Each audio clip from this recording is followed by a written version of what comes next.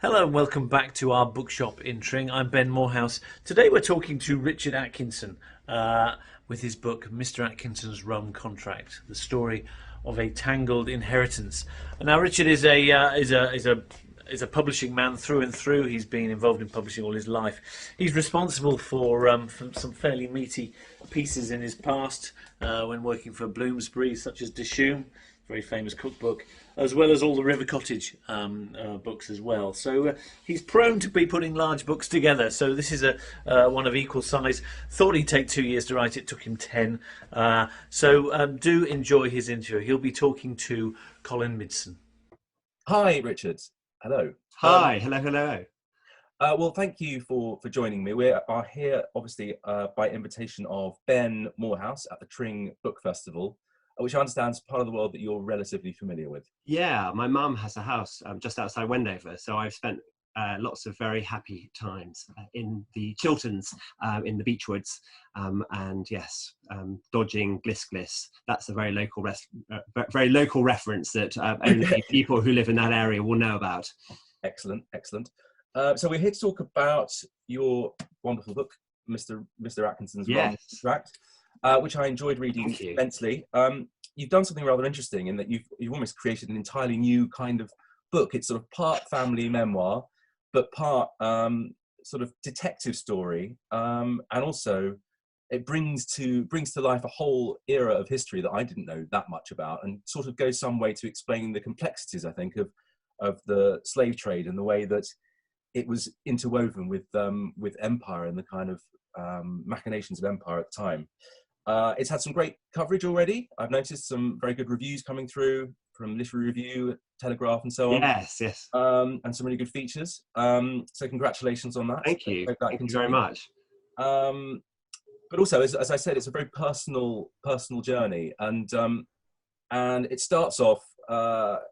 Your family history is based up in the northwest of England, and it Cumbria. starts off, in Cumbria, and it sort of kicks off there. And I wonder whether you could just give us a little bit of background about the origins of the book and quite how it came to pass.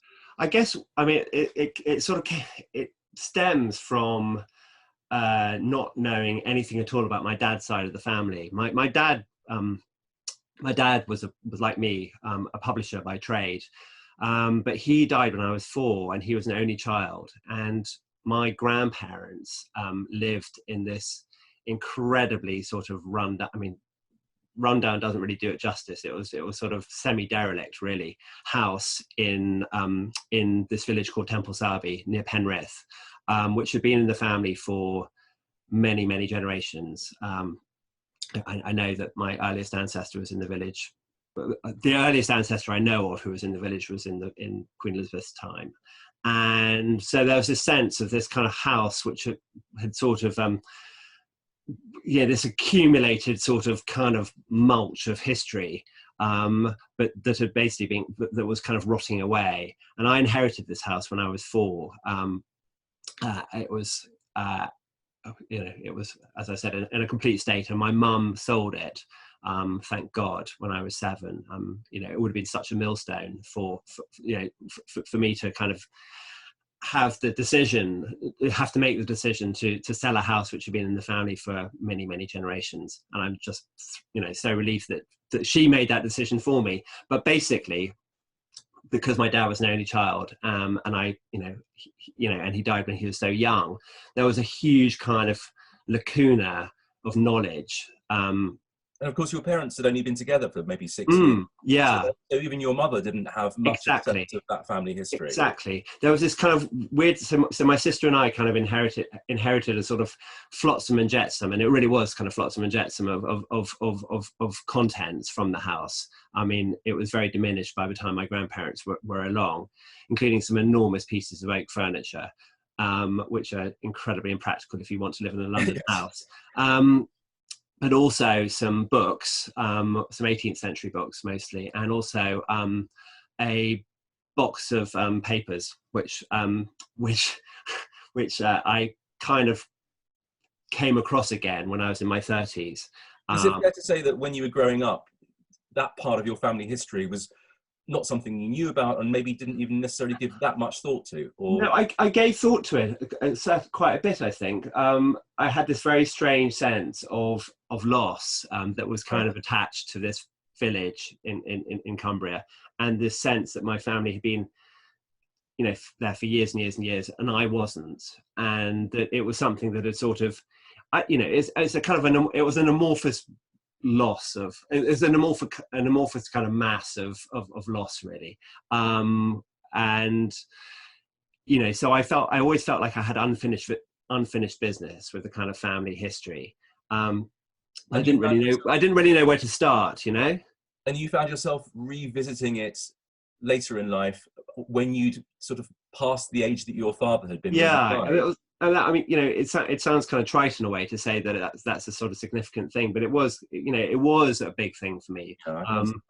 He was 38 when he died, and I felt, you know, and I've always been told that I'm very like him. So I suppose I had you know, for a while certainly I had a kind of a fear that I had, you know, that I was in some way going to follow in his footsteps. Yeah, and you know, repeat itself in some way. Yeah, and history would repeat itself. So actually, it was a kind of strange relief when I was 39, and it was almost like I could live life again on a certain level. I mean, that's to sort of make it sound more dramatic than it was, but it did feel like that. Oh, I can understand that. So you revisit the family archives at this time, as it were. Yes. The box. I mean, papers. The family archives is making it sound incredibly grand. Exactly, it was a cardboard box. Actually, it was a bachelor's peas cardboard box in the 1950s. A box of tinned peas. I don't know why I didn't mention that. But you could have got some sponsorship. You could have got some sponsorship. Yeah, I know. It was marrow fat peas or something disgusting. But basically, yes, I found this box in a cupboard at my mum's house, very close to Tring, near Wendover, and basically it was a box full of kind of tightly bound up letters, none of which had envelopes because they predate the age of envelopes, and they're all tied up in kind of pink legal ribbon, and you know, and in a kind of different, you know, in a whole handful of different handwritings, some of which were incredibly difficult to read. And I just kind of, I almost felt like I was sort of standing on the edge of a kind of incredibly cold swimming pool.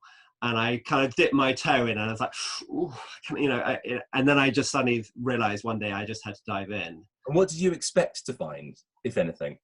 I don't know what I expected to find, really. I knew there'd been money in the family. You know, I knew enough. I could sense enough that there'd been quite a bit of money in the family at one point, which was obviously long gone by the time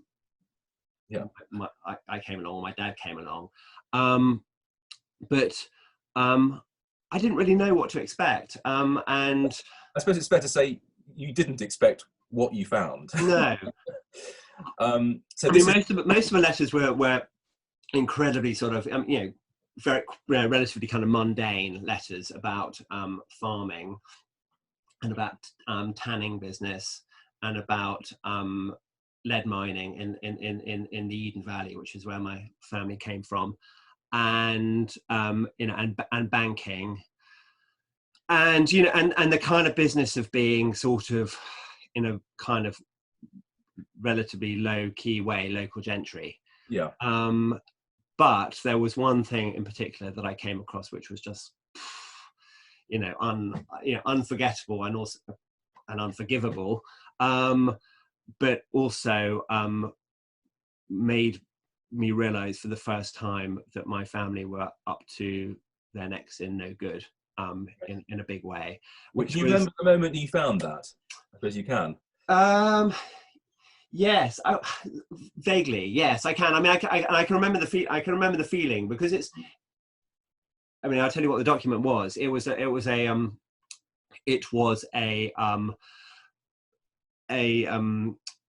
document giving the name, employment, and monetary value of about 200 enslaved men and women on an estate in Jamaica in the year 1801. So it was, yes. So it was. I mean, it was a valuation. And these were, and to clarify, these were slaves that were owned by an ancestor. They were owned by my family in the late 18th, early 19th century. And you know, when you find a document like that, I mean, it's so. It takes a long time to compute. I mean, you can probably tell from the way that I'm talking about it. I haven't fully computed it yet, and that was, you know, more than 10 years ago, but I found it. But what's also interesting is that I think quite a lot of people, when confronted with something like this, would probably think, I kind of, it's easier if I imagine I haven't seen that. I'm going to put it back in the box and I'm going to pretend it hasn't happened. And actually, you did the exact opposite. I did, really. I mean, it was, you know, on a certain level, it's kind of nuts, really, because, you know, I'm very much aware that, yeah, and I mean, I'm much more aware now than I was even then that such documents are by no means unique. You know, they are, you know, I'm sure that hundreds of archives are, you know, are littered with these documents. So in a sense,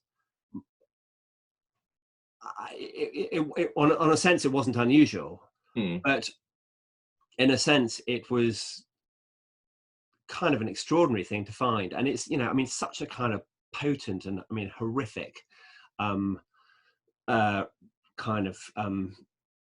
horrific thing to find. I don't know. I felt a really strong sense of fascination, but also of kind of moral responsibility, really, to find out kind of what it meant.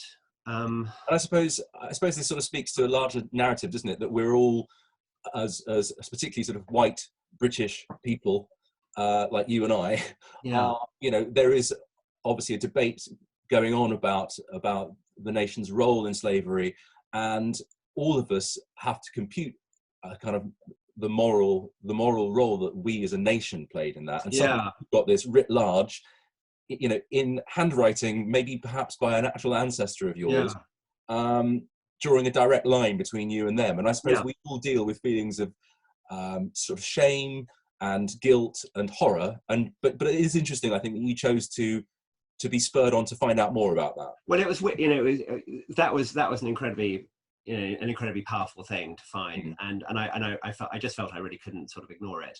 And then what kind of heaped sort of heaped a kind of sense of the kind of personal on the story was the fact that I kind of soon discovered, I was kind of noodling around on the internet and looking for, you know, clues about my ancestors. I mean, it sort of kicked things off, and I was looking through ancestry.com and you know, and all sorts of other places. I became a bit obsessed, to be honest. It's one of the marvels of modern technology. Unbelievable. I mean, I really was. Every waking moment, I was sort of, you know, I mean, for a while, actually for about 10 years. My obsession is abating, I think, maybe, just about. But basically, the thing that fueled the sense of it being of a kind of personal story was I discovered that the guy who'd made all the money initially in my family was, like me, called Richard Atkinson. And he was an incredibly interesting character. He's the main character of the book. And also, like me, he, although this turned out not necessarily to be true, there's a bit of a spoil, which is a sort of potential spoiler alert.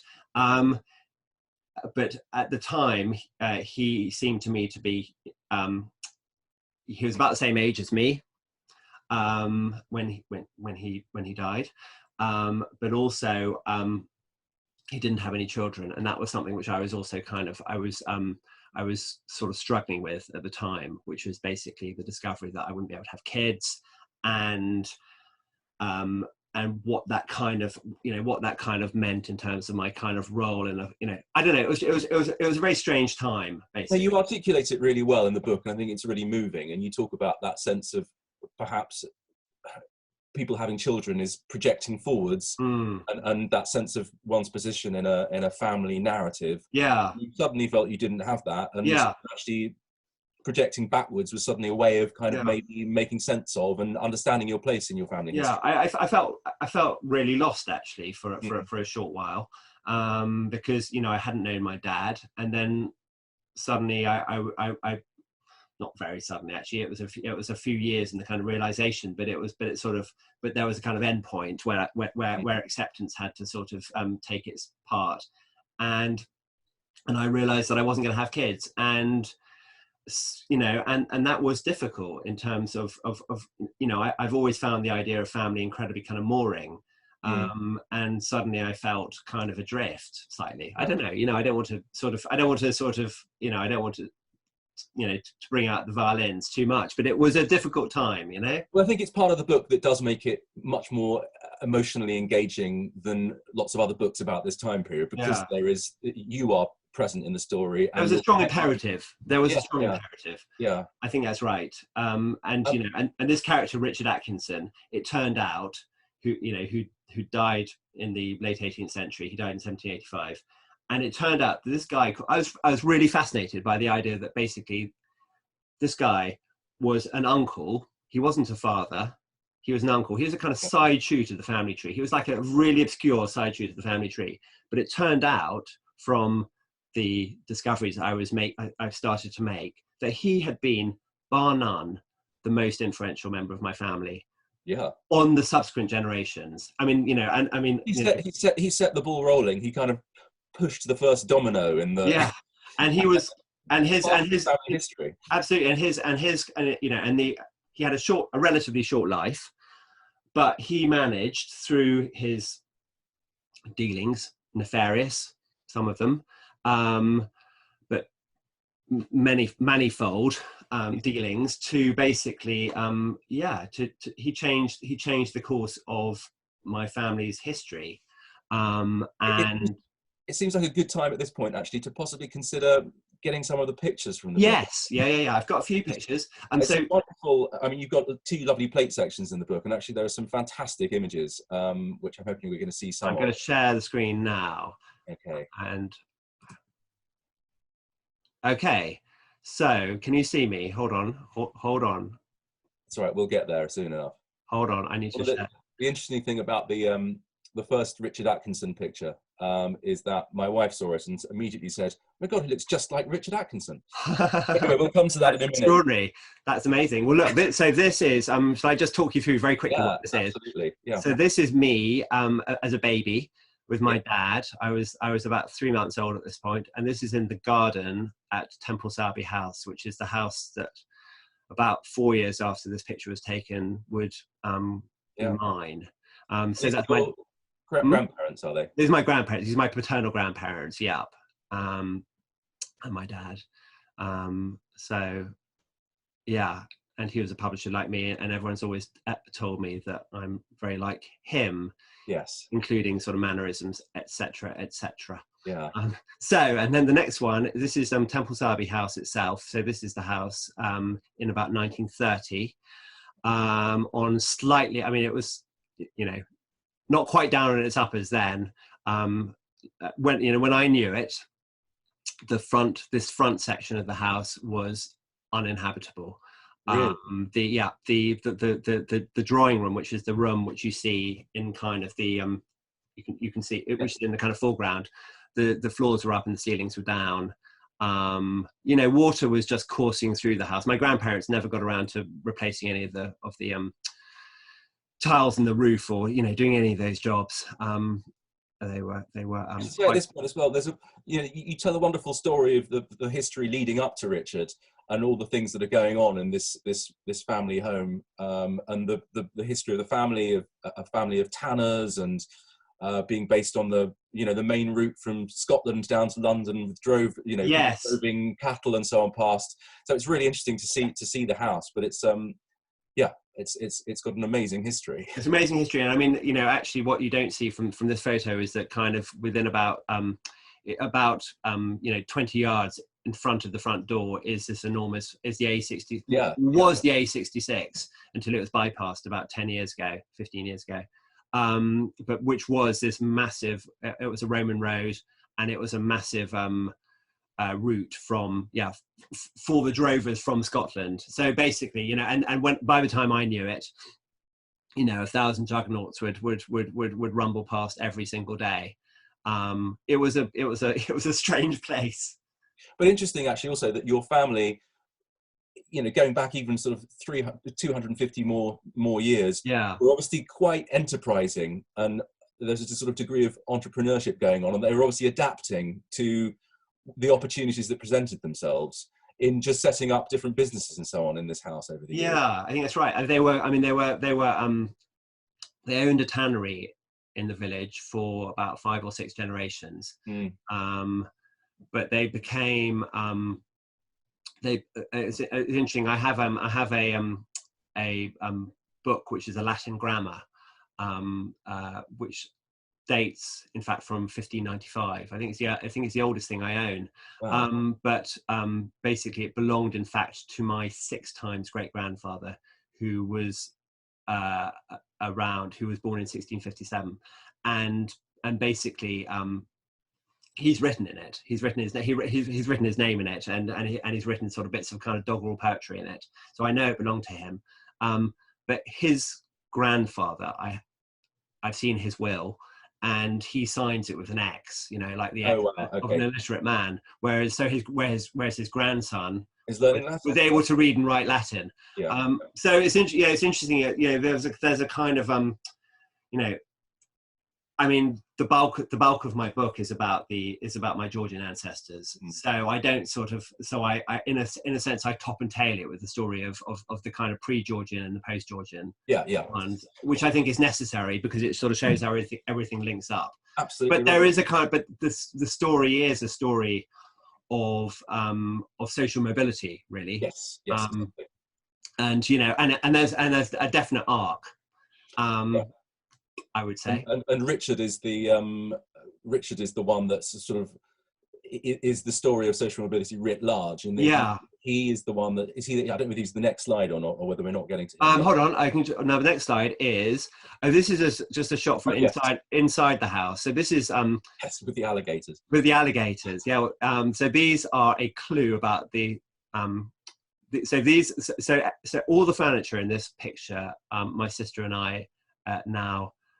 Possess, and you can see the impracticality of it. Where do you keep your alligators? That's the question. Well, the interesting thing is the alligators are the only things which didn't make it through. My mum, by the time, I think my mum just couldn't face them, to be honest. No.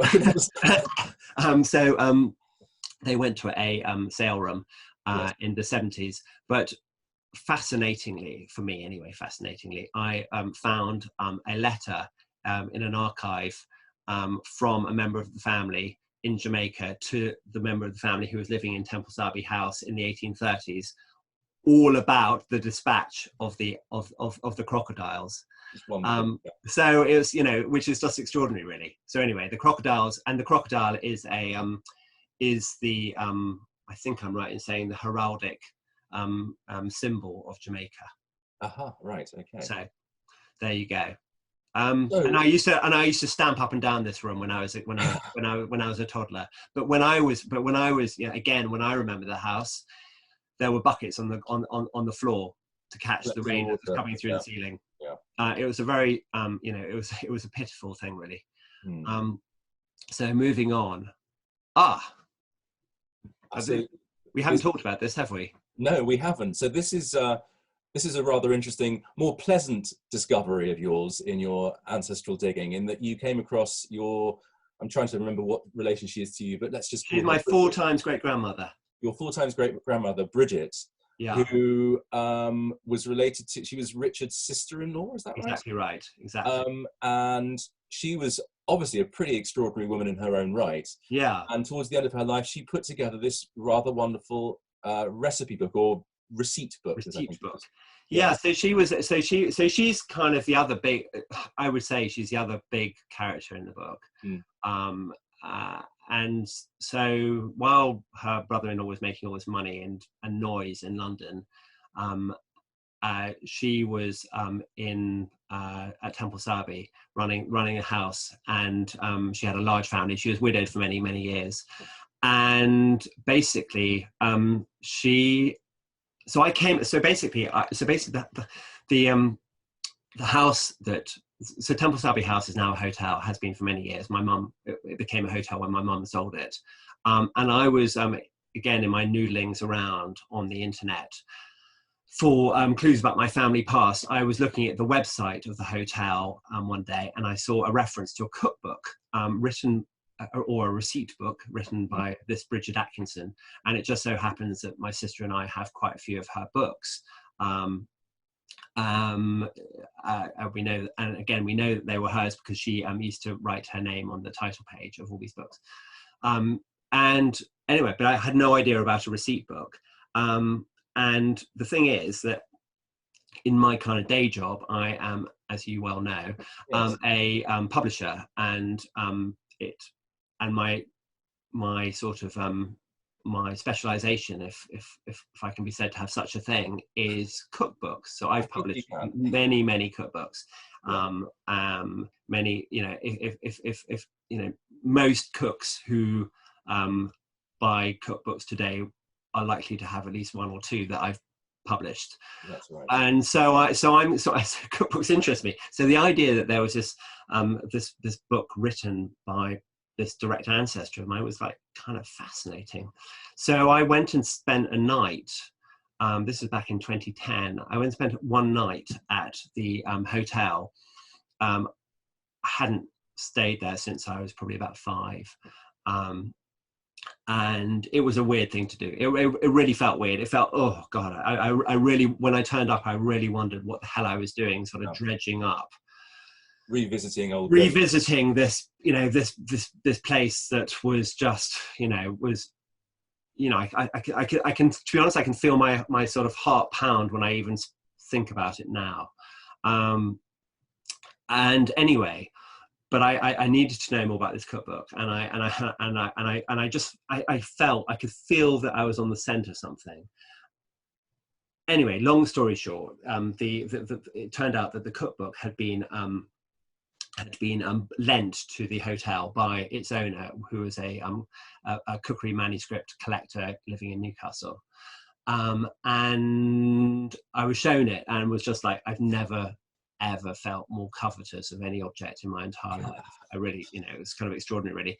And that night, at the encouragement of the owners of the hotel, who were incredibly kind to me, I wrote to the owner of the cookbook and I made my pitch to try and purchase it, because I really felt that kind of my, at that particular point I felt that my kind of entire future happiness depended upon it. Yes, I can imagine. Yes. And I wrote this impassioned letter, and 2 days later I had a phone call from this woman who Irene, who had who owned the book, and told me that there was no one she'd be more delighted to sell the book to than me.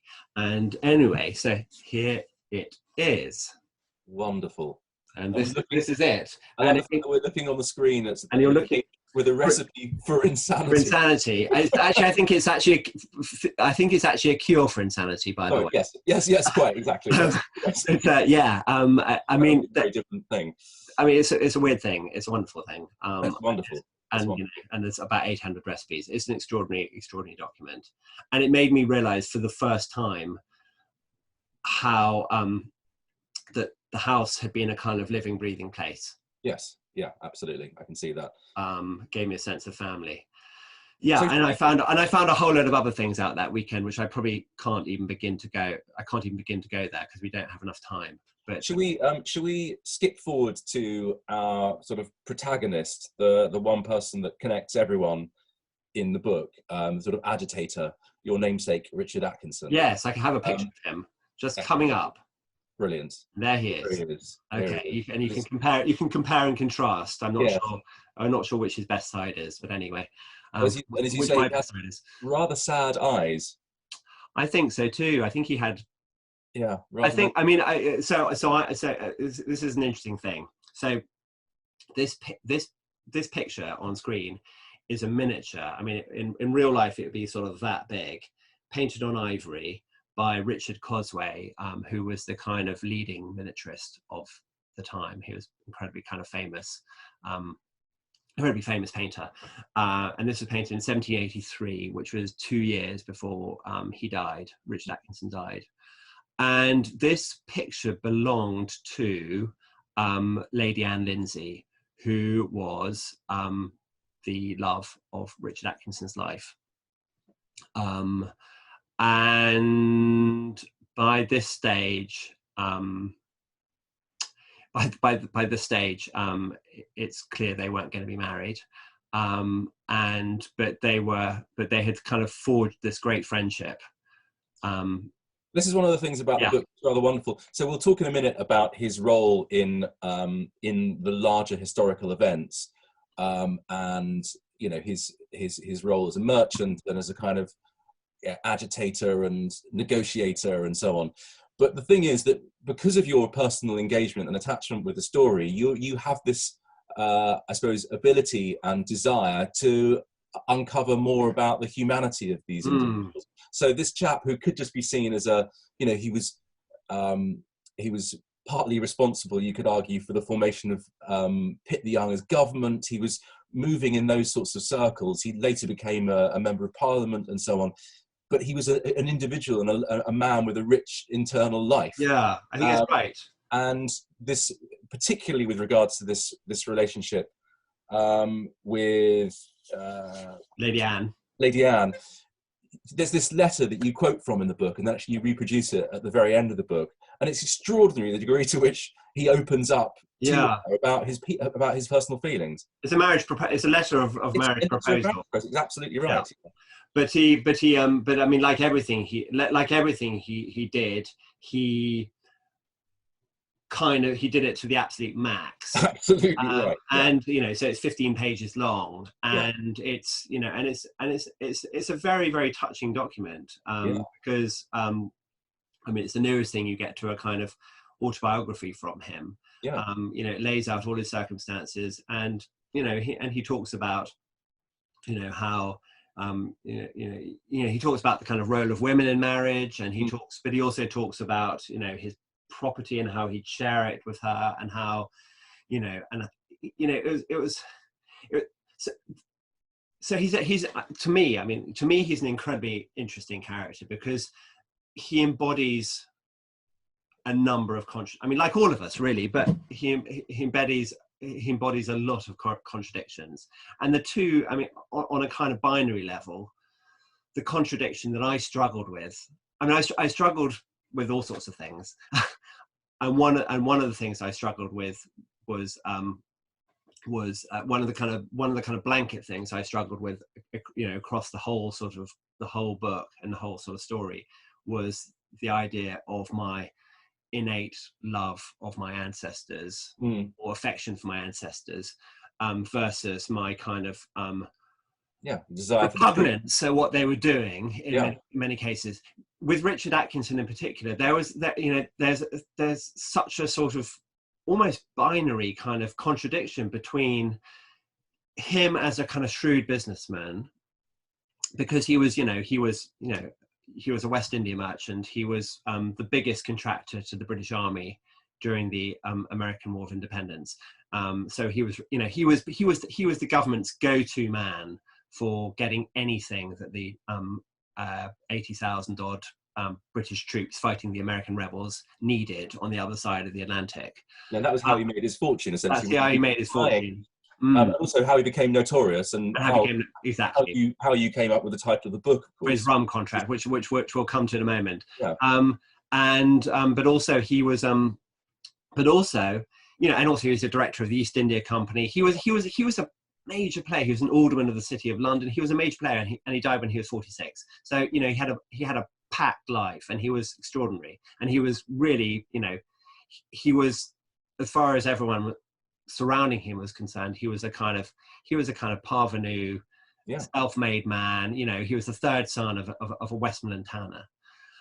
But there's the kind of shrewd, there's the shrewd, sharp businessman, with all the kind of corruption that was the norm in those days, versus this kind of incredibly tender man who would have wanted to do nothing more than just sort of throw it all up and, you know, and get married and go and move to the country. Yeah. And yeah, there's a real contradiction. There's another contradiction that we'll come on to in a minute, with regard to how he left his affairs. Yeah, let me just show you. I've got a few more pictures about which cover his life, and then basically we can kind of move on. Yeah, I'm aware that, you know, time is pressing. So the next one is so this is a cartoon by Gilray, the most famous caricaturist of his era. And basically it actually shows William Pitt the Younger being thrashed by Charles James Fox, who was the kind of very famous opposition leader. But basically in the background, I don't know if you can just see, there's a character here with his buttocks bared, and you can just see a rum contract sticking out of his pocket, and that's Richard Atkinson. And he's actually on the back of Edmund Burke, who's also another sort of legendary political figure of that time. So I came across this really quite early, this picture, on the National Portrait Gallery website. And again, I was like, how the hell was Richard Atkinson? I have to tell you, Richard Atkinson doesn't even have a Wikipedia page. Really? Right. He still doesn't. I mean, maybe that will change, but you know, but he still doesn't have a Wikipedia page. So I was like, I was sort of gobsmacked by the idea that this namesake of mine should be kind of, you know, should be surrounded by Edmund Burke, William Pitt the Younger, and Charles James Fox, the three absolutely kind of sort of towering political figures of that era. How, you know. Yeah, and all with their buttocks showing as well. And all with their buttocks showing, exactly. I know.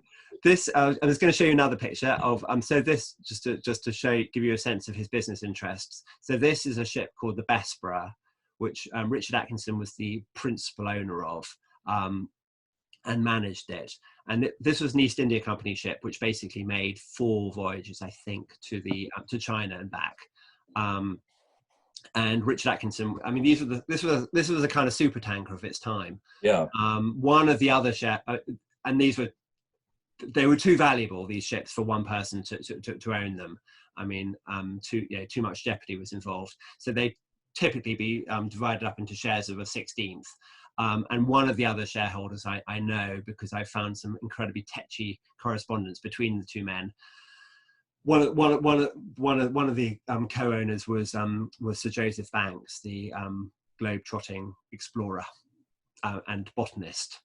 Right. And I've also discovered that some china that I have downstairs here at home came back in this ship from Canton. It was purchased in 1781 because this is my sort of obsessive, nitpicky archival research, but I basically found the record of its purchase in Canton by the captain of this ship. Yes. And his records are held at the National Maritime Museum in Greenwich. You've got the description of the exact plates. Yeah, exact plates, exactly. So that's extraordinary. So my china, some china that I have, albeit the vestiges of a much larger, very grand service, came home on this ship. Yeah. So moving on, this is Lady Anne Lindsay, who was the love of Richard Atkinson's life. What can I say? She was a big character. She's been written about. She was a poet. She was she wrote a 6-volume memoir, which is gold dust to me because she writes about Richard Atkinson at great length, and he made her fortune, and loved her more than anything or anyone in the world. She was arguably of a different class to him, but because of his understanding of the stock market and trade and so on, he was able to transform her fortunes. She had a title, but she was financially not on secure ground. Exactly. She was from a kind of poor, relatively, very old but relatively poor aristocratic family. Yeah. And basically, Richard kind of made it his business to to transform get her fortune on a solid footing. And then subsequently her brother, the Earl of Balcarres, was the governor of Jamaica, and my family had, in the next generation, lots of dealings with him. He wasn't necessarily the most appealing of characters. No. So yes. So should we talk a little tiny bit about the rum contract itself? Yes. I'm just going to unshare the screen for a moment. Great. If I can work out how to do that. Yes. So yes. Yeah. The rum contract. So in the course of his dealings with the government and supplying troops with all manner of victuals, I suppose is what they refer to. Is that right? Victuals, that's right, of course. One of which, of course, was rum, which was an essential part of any supply of any army. Yeah. Beer and so on. He managed to negotiate a price that was retrospectively seen as being disproportionately high. Yeah. About a price for thousands upon thousands of barrels and gallons of rum. So yeah. You're right. I mean, there's a. I don't think it's an. So his political. I mean, he became. He was one of a number of contractors who was initially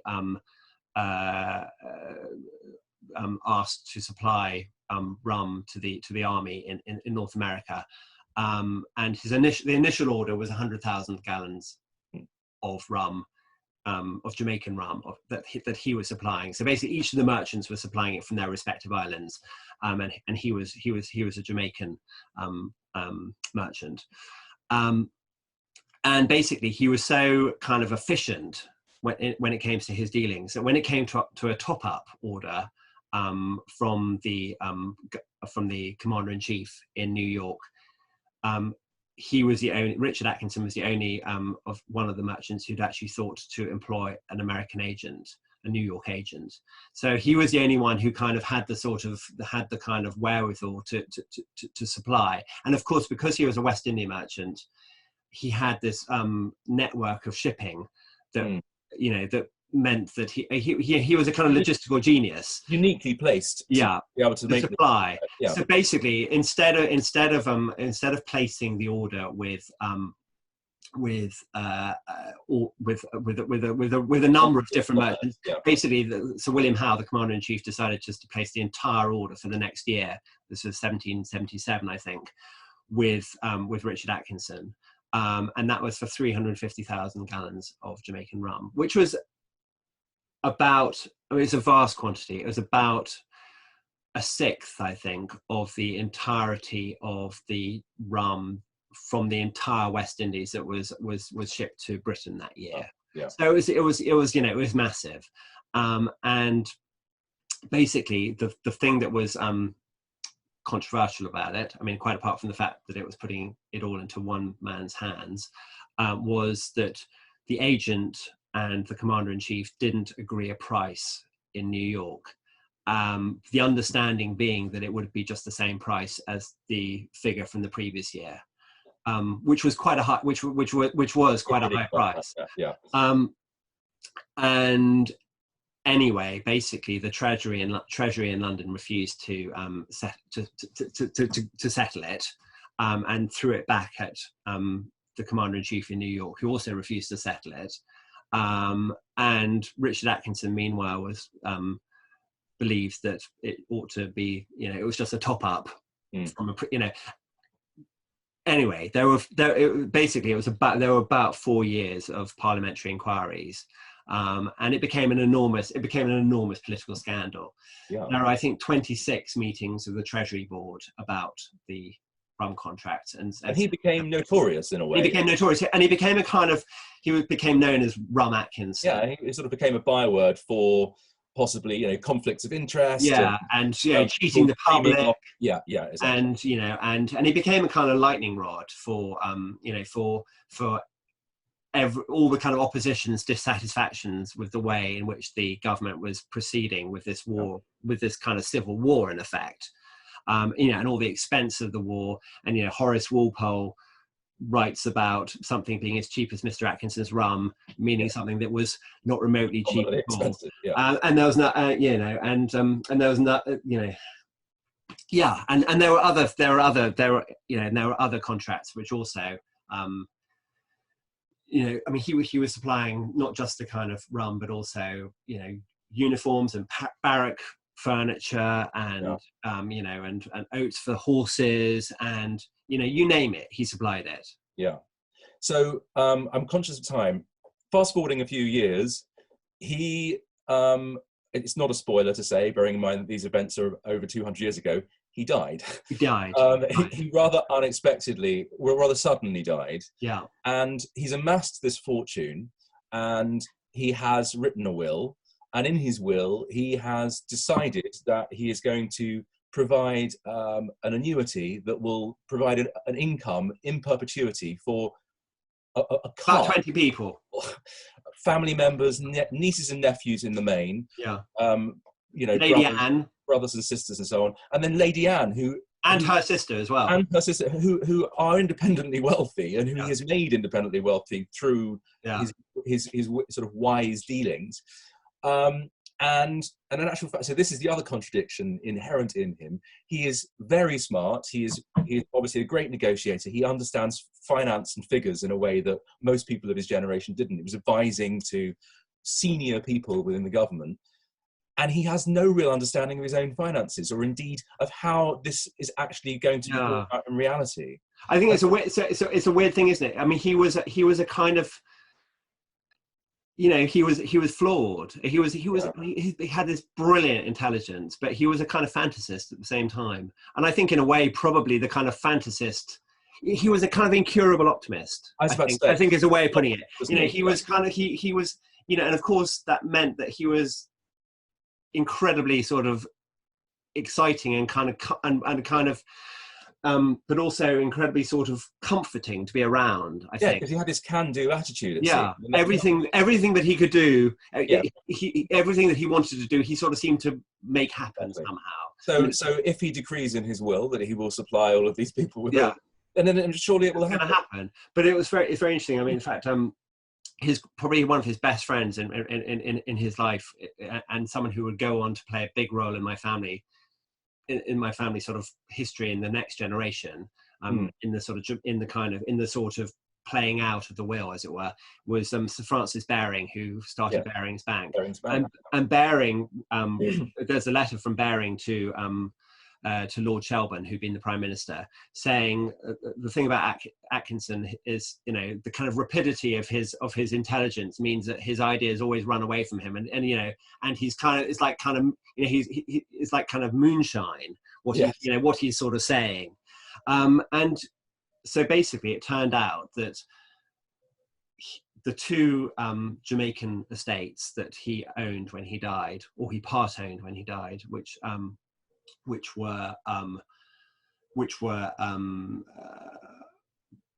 had of which about 500 enslaved men and women were part and parcel. These two estates, this was his plan, would basically fund the produce of these two estates. These sugar estates would fund these annuities worth about £5,000 a year for these 20 people. In perpetuity. In perpetuity. I mean, until they died. Yeah. So what he hadn't factored into this, in part, was that these estates were not owned solely by him. They were owned with other people. He didn't factor in the fact that his partners would go bankrupt 8 years after he died, because he was the only really effective member of the partnership. So after he died, it just all crumbled, and all these creditors came out of the woodwork. Yeah. And he didn't factor in the fact that he didn't factor in any of the kind of unforeseeables, or the fact that, you know, that that actually very shortly after he died, the abolition movement would start to crank up. And start undermining the financial viability of the whole industry. So there are all sorts of things that he just didn't because he couldn't have taken into account. So his will was a kind of fantasy scenario, really, and it was short. It was apparent within kind of weeks, if not weeks, if not days of his death, that it wasn't going to work. And what kind of came out of it was that there were kind of 40 years of lawsuits. It was actually settled. His will was settled to the month 40 years after he died. Wow. So that's one legacy that he leaves. And the other legacy, of course, is that he has these business interests in the West Indies, and he has nephews in particular. Bridget's sons, who are suddenly involved in this business in the West Indies, which I think they enter into mainly with a spirit of sort of excitement and enthusiasm. On the other hand, working in the West Indies at this time it offers great opportunity. It's an opportunity for people to go out, live there, and then come back, rich, exactly. But on the other hand, of course, it comes with the possibility of a death sentence. Because which is something that happens to the family. I don't want to. This is probably a good moment for a picture, by the way. Yes. Let me just do this.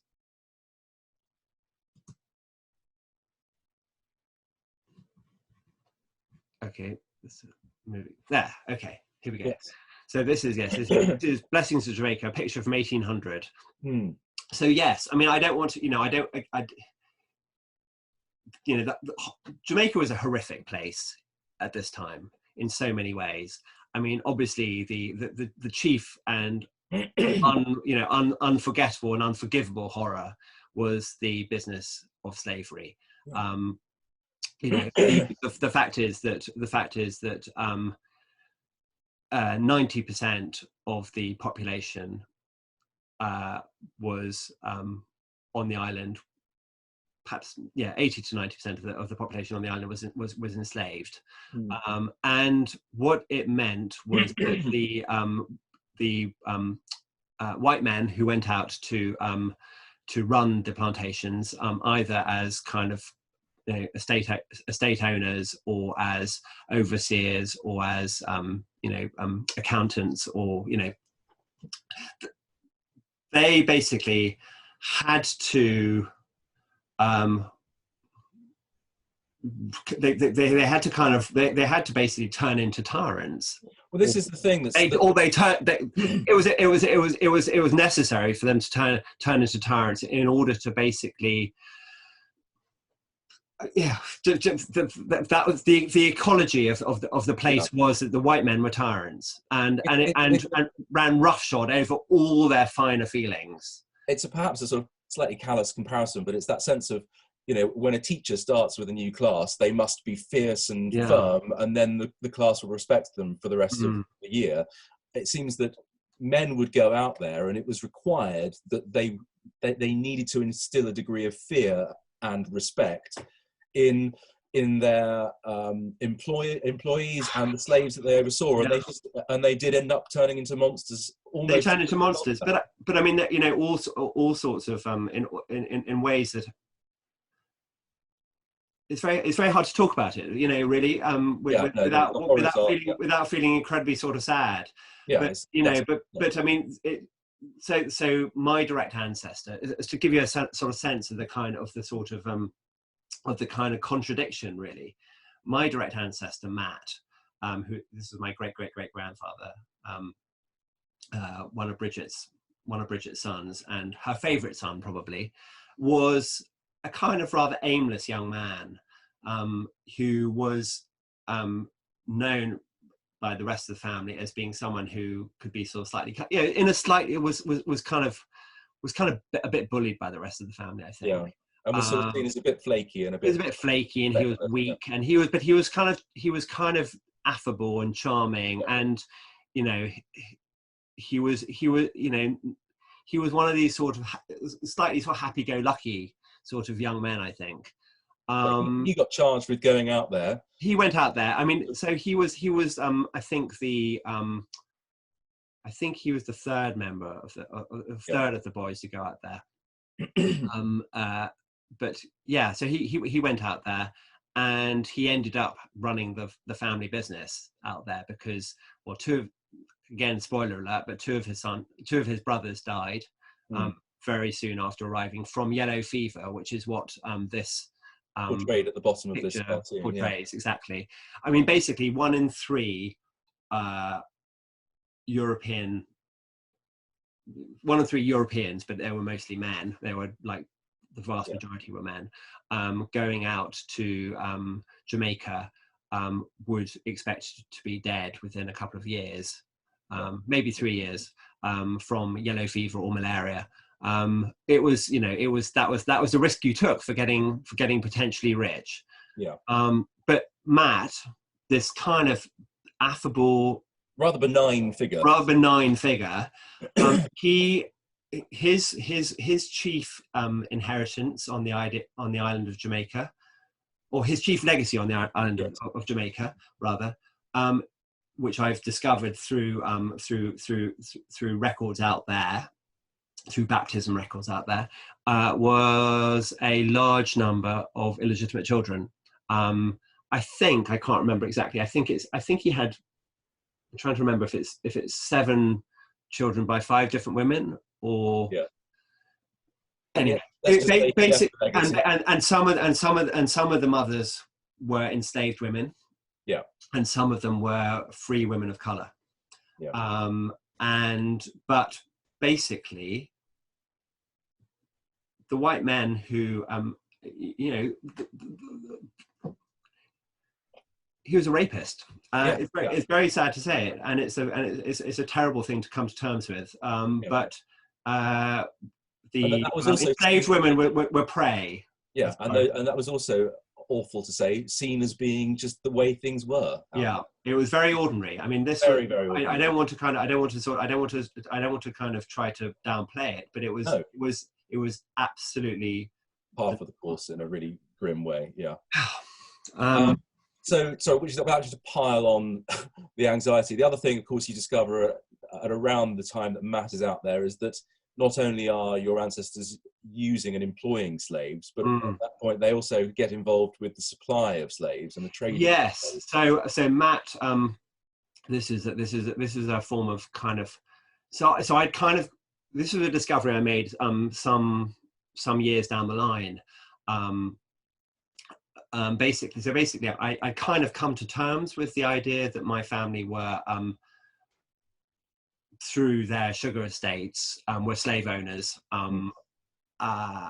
But about sort of, I think it was about 3 or 4 years into my research, I came across a document in the National Army Museum archives, which basically took a whole new complexion. Gave a whole new complexion to my family's sort of dealings. Their role. So basically, they were, as well as having their estates, they were also merchants in Kingston, and they were very, very closely tied up with the governors of Jamaica, one of whom was the Earl of Balcarres, Lady Anne Lindsay's brother. And basically, the Earl of Balcarres, when he was out there, he made a deal with my ancestor Matt, who headed the Kingston firm, basically to supply for the Kingston firm, of the Atkinson Kingston firm, to supply the army, the regiments based on the island, with what were known as black pioneers. And these were basically enslaved men who were whose responsibility it was to do all the most menial tasks for the army. Yeah. And what it meant was that basically for about 30 years, a bit over 30 years, until emancipation, the family farm, the Atkinson family farm in Kingston, owned a pool of about 400 enslaved men who were rented out to the British Army for a day rate. And that was iniquitous, obviously, but the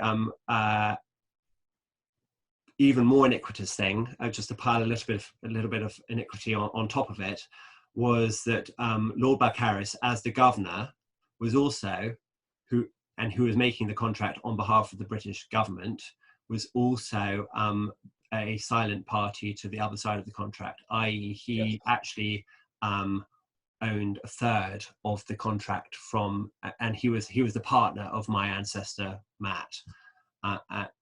So conflicts of interest. So conflict of interests, and after emancipation, there was and when the time came for the slave owners to be compensated for the loss of their human property, there was a big argument between my family and the Lindsay family over that compensation for the pioneers.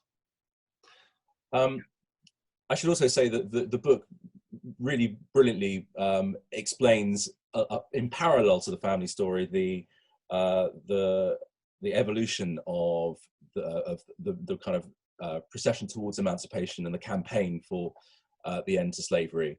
But that, of course, that does end up shaping the fortunes of the family and kind of terminating the family's relationship with the West Indies. And as you say, 40 years subsequent to Richard's death, the financial matters are settled, and in a sense that brings us an end to that part of the family history. Absolutely. I've just got two more pictures that I want to show quickly of Jamaica in that sort of time. So this is the inside of a sugar boiling house. And you see, you see the conditions. And I think it's probably rather idealised, to be honest. Oh yeah, in this just a bit. But it was a very, if the enslaved workers, they worked. I mean, basically, the sugar boiling time of year was from about sort of beginning of January to about May, so about now, and that was the time known as the crop, when the sugar was ripe. The sugar cane was ripe, and it was harvested and then turned into sugar. But the shifts were about 12 hours long, and disfiguring burns were very commonplace. It was a very dangerous process. And then I just want to show one other picture of Jamaica. Then this is Montego Bay. As it was I think actually in about 1820. But these islands, the islands that you can see, were, well, nowadays they still exist.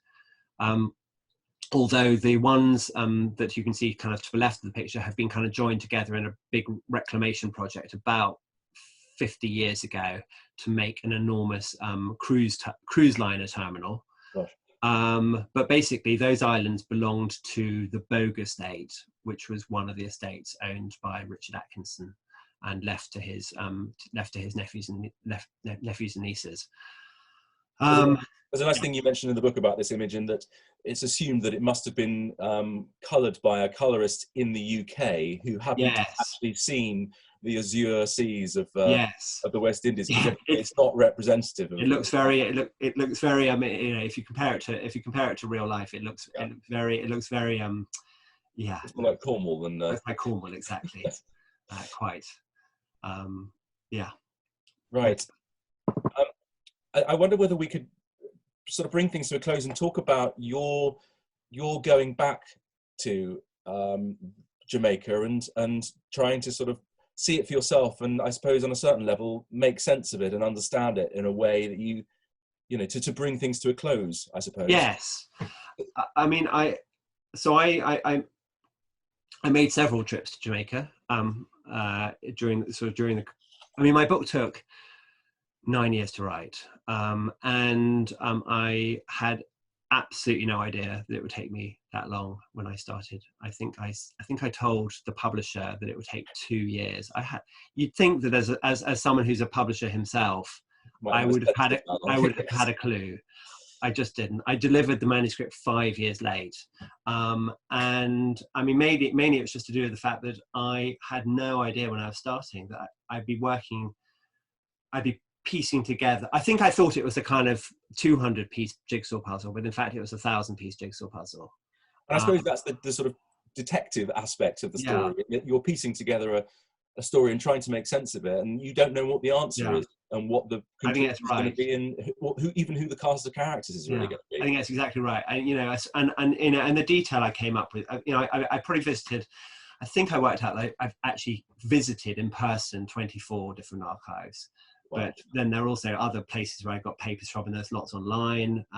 You know, there's all sorts of ways in which I had to take this massive, what felt like a kind of mountain of material, and then kind of simplify it massively. You know, you know, and how important it's a big story, but I knew that it had to be. I had to kind of cut through it, and that took a lot of work. And how important was going to Jamaica itself for you as a way of bringing everything to a conclusion? Really important. I mean, there was research I had to do there for a start, because there are archives there. So I found, you know, there were baptism records, and you know, other, you know, the archives in Spanish Town are, it was necessary that I should visit for that. But also, I felt I needed to, you know, although only probably I'm going to guess about a third perhaps of the book is based in Jamaica. I had to get a really strong sense of what it was like there. It's a very distinctive place, Jamaica. I mean, for all the reasons that one knows about, but also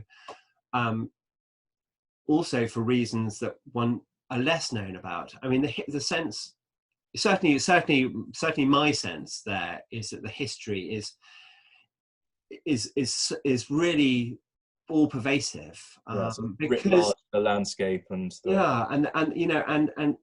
it's an island that came about, or you know, it's an island that sort of that originates in slavery, and in the economics of slavery, and the ancestors of the vast majority of the people who live on Jamaica now were brought there against their will. And the architectural detritus of that time is still very present, although, you know, mostly disintegrating, you know, sort of, you know, disintegrating, you know, in the bush, really. You know, the island is littered with, you know, the ruins of old windmills, and, you know, and sugar boiling houses, and you know, and great houses as the big houses were known. And you know, it's an atmosphere. I mean, I dare say there are people who visit Jamaica as tourists who don't feel that at all, don't get that at all. But for me, and because I was, you know, driving around the island, you know, on my own and exploring a lot, I really felt it. I really felt the atmosphere, and I needed to understand the atmosphere. Yeah. And I needed, you know, it's a very you know, it was incredibly dark out there, what went on, and you can still sense it. You can still sense echoes of it very strongly today. So I had to experience that. I also really wanted to find out what was, you know, I wanted to be able to envisage so that I could write about it, and also just find out what evidence, if anything, there was of my ancestors, you know, life and businesses out there. Yeah. I won't sort of spoil the end of the book too much, because it is quite poignant, and I think it's a very a very smart way of ending the book. But obviously you get to sort of engage with the people on the island and to talk to people on the island in a way that you know, that maybe changes things slightly for you. As I said, I don't want to give away too much, but I just wondered how it felt for you being there, whether there was a sort of sense of closure, and also in finishing writing the book. I mean, the book is a history, and on a certain level it can be read as a history, but on another level it's a kind of investigation into a personal history and a family history, and you know, and it plays with these notions of the shame involved with that trade, and coming to terms with that, and also, as you said very early on, this sense of being part of a longer narrative. And I just wondered how you felt at the end of the story, at the end of the writing of the book, and also at the end of the journey you took. I felt, and the whole thing was incredibly, the whole thing was incredibly emotional. I mean, I found it the most extraordinary thing to have been able to discover in so much detail what my ancestors were doing. And of course, you know, a lot of it was pretty unpalatable, but at the same time, it sort of it feeds into me. You know, I did have a stronger sense of my own identity as a result of writing the book, for better or worse, really. I think the thing that I found most kind of moving about the whole thing, and the most sort of happy outcome, really, is the fact that I have a much stronger sense of having family. And for me, that was what I went into it wanting to find out. You know, I wanted to find my family at a time when I wasn't going to have a family of my own. I wanted to make a family for myself somehow, or to expand my sense of it. And I really did that because I discovered all sorts of, I discovered lots of quite distant but really lovely cousins, both in this country and also actually in Scandinavia, and it was, that for me was an incredibly wonderful, a really wonderful outcome. Who are now part of your life. Now part of my life, and are very beloved. I feel quite emotional thinking about them even now. And also, it really expanded my idea of family on a bigger sense as well, because I suppose, I mean, you know, again, I don't want to sort of give away too much about the ending, but I, you know, I haven't really worked through exactly what these feelings are, and in a way I don't want to sort of articulate them too much because I think I'd articulate them wrong, but I have a really strong sense of kindred spirit, which may not be reciprocated, but I feel it with the people in Jamaica and people who I've come across there. I know through DNA testing that I have cousins who have West African ancestry. I haven't been in touch with them, and that's, I mean, I explain my reasons for that in the book. Understandably, it's a very difficult thing, but I feel, I don't know, my feelings of what is a family have expanded massively as a result of writing this book and researching it and visiting Jamaica. And I don't really want to articulate it any more clearly. No, I think you can't. Really, I don't think I can, to be honest. No. Well, look, I think that probably is as good a place as any to end things. It's been wonderful talking to you, Colin. It's been really great talking to you, and I think, you know, I think you've done a great job in writing the book, but then in talking about it and explaining it. And I hope people get around to buying it, and well, likewise. And good luck with the rest of the publication. Thank you very much. It's been a real pleasure. Absolutely, my pleasure. Bye. Okay, take care. Huge thanks to Colin and Richard for that wonderful interview. I'm now slightly perplexed as to where I file his book, whether it be memoirs or whether perhaps even history, maybe even business, who knows. But anyway, we'll work that out, maybe one in each.